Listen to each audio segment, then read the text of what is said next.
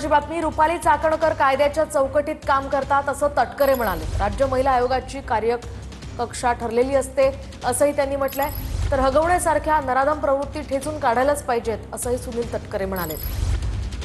तर रुपाली चाकणकर या कायद्याच्या चौकटीत काम करतात असं तटकरे म्हणतात।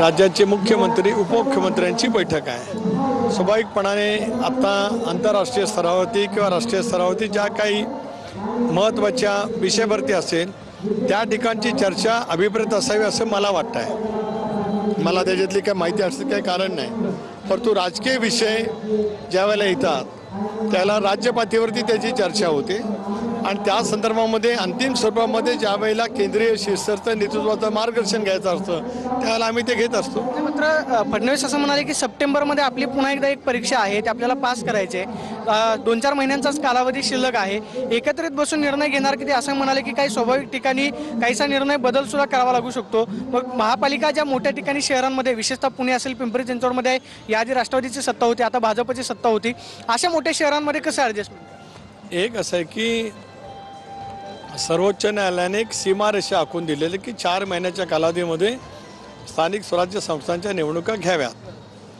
महायुती म्हणून राज्यामध्ये राज्यातल्या 12 कोटी जनतेने अभूतपूर्व असं यश आमच्या पत्रामध्ये टाकलेलं आहे। राज्य सरकार देवेंद्रजीच्या, अजितदादांच्या, एकनाथरावांच्या नेतृत्वाखाली गतिमान काम करत आहे।